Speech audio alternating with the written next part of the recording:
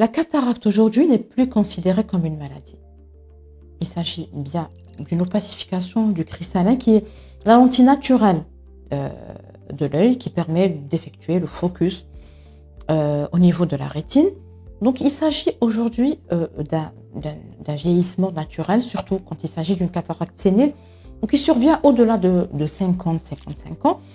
Cataracte sénile ou présénile, tout dépend s'il s'agit d'une personne sans maladie chronique, d'un diabétique, d'un fort myope ou autre cause de cataracte. Donc maintenant, aujourd'hui, au jour d'aujourd'hui, avoir une cataracte peut être une opportunité pour corriger sa vision. Donc il ne s'agit plus d'un handicap ou d'une maladie, mais d'une opportunité. Pourquoi ?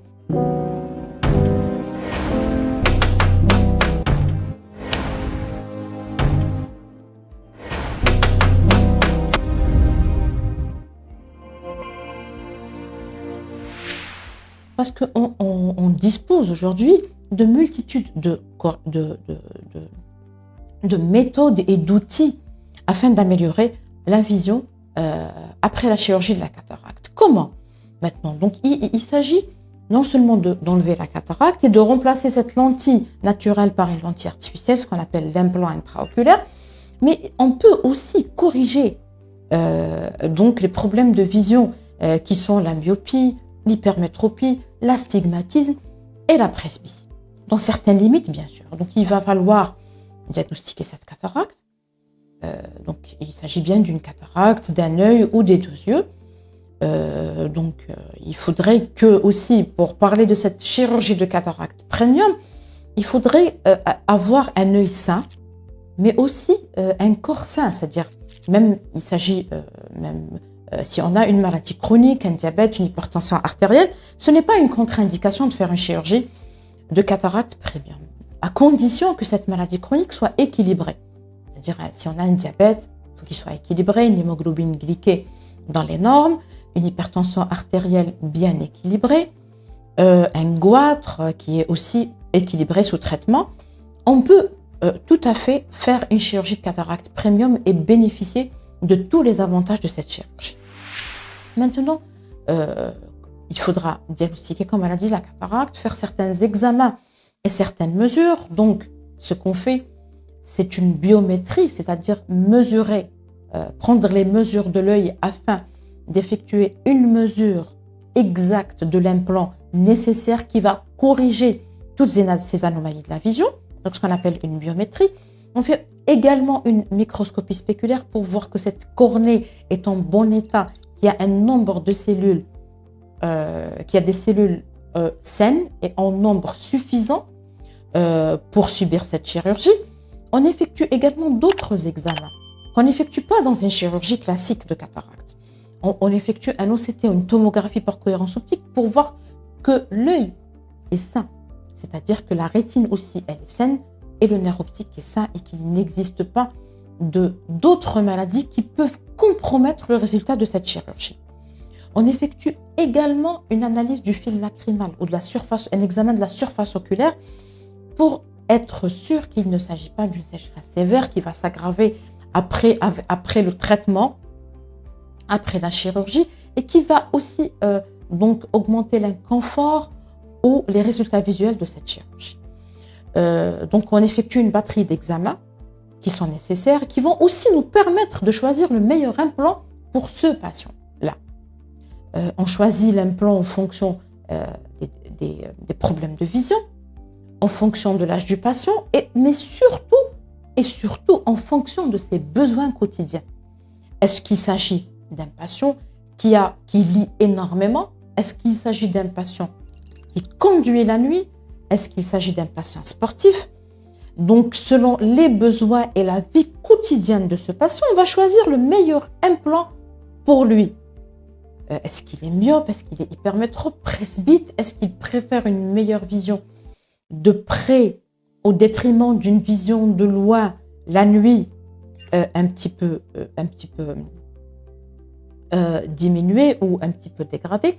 Donc, en fonction de cela et de tous ces examens, on va choisir le meilleur implant. Maintenant, quels sont les types d'implants disponibles aujourd'hui, en 2026, dans la chirurgie de cataracte premium? Donc, il faut savoir que l'implant monofocal garde aussi sa place dans cette chirurgie. Pourquoi? Parce que on peut faire ce qu'on appelle la monovision, c'est-à-dire mettre un implant monofocal au niveau d'un œil, qui va nous permettre une bonne vision de loin, et mettre un implant aussi monofocal de l'autre œil, qui va nous permettre une bonne vision de près, et la combinaison des deux va donner une indépendance par rapport aux lunettes, une indépendance maximum dans la mesure possible et selon le cas du patient, bien sûr. Donc l'implant monofocal, de bonne qualité bien sûr, garde sa place dans la chirurgie de cataracte premium. Ensuite, on parle des implants toriques. Les implants toriques vont corriger les astigmatismes. Donc, quand il y a un astigmatisme qui dépasse les 0,75 dioptries dans un œil ou dans les deux yeux, il va falloir mettre un implant torique pour corriger cet astigmatisme. Donc, tous ces implants-là vont nous permettre une indépendance plus ou moins complète du port de lunettes. On avait parlé du monofocal, du torique. Ensuite, l'implant EDOF.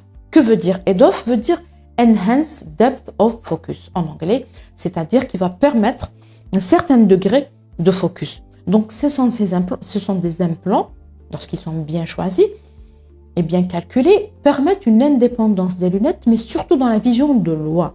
Une excellente vision de loin et une excellente vision intermédiaire, c'est-à-dire à 40-50 cm. Ce qui veut dire, c'est l'écran, c'est aussi le téléphone, mais c'est aussi le tableau de bord de la voiture.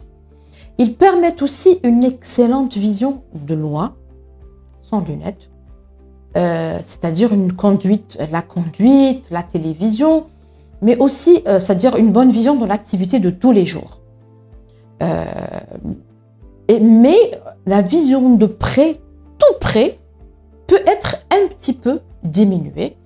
Mais on a vu des patients qui ont des implants EDOF au niveau des deux yeux. S'ils ont ça au niveau des deux yeux, ils peuvent avoir aussi une excellente vision de près. Donc, ensuite, il y a l'implant multifocal. L'implant multifocal, qui dit multifocal, ça veut dire qu'il va nous permettre une bonne vision de loin, de près, mais aussi dans la vision intermédiaire.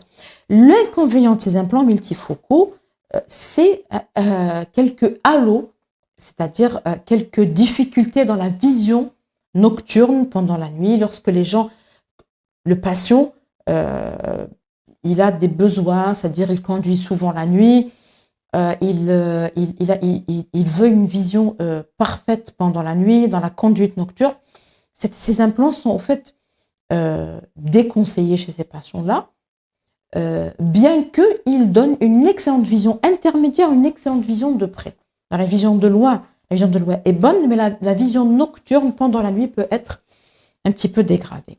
Donc voilà en gros les implants les plus importants, les implants les plus connus et importants. Maintenant, il existe différentes marques, différents tarifs, mais les plus grandes familles d'implants sont donc les monofocaux, les EDOF, les multifocaux et les toriques. On peut avoir aussi des combinaisons entre torique et EDOF, torique et multifocal. Ça existe.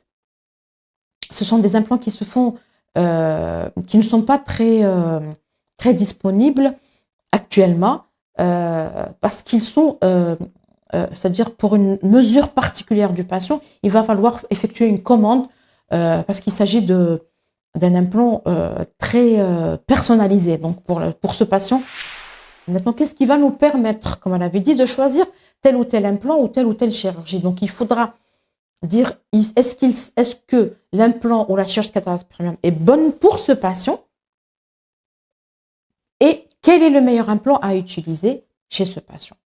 Et est-ce que il faudra dire au patient, est-ce que vous allez avoir une indépendance totale ou partielle des lunettes? Donc, parfois, il reste une petite mesure, donc on donne une petite correction pour ajuster la vision. Ça reste toujours possible. Donc, il faut être réaliste et transparent vis-à-vis du patient et, au fait, lui donner des attentes réalistes par rapport à ce qu'on attend à cette chirurgie. Donc, ce qui va nous permettre de décider, ce sont un examen ophtalmologique complet, mais aussi une batterie d'examens complémentaires. Mais le plus important aussi, c'est de discuter le quotidien du patient, ses besoins et ses attentes.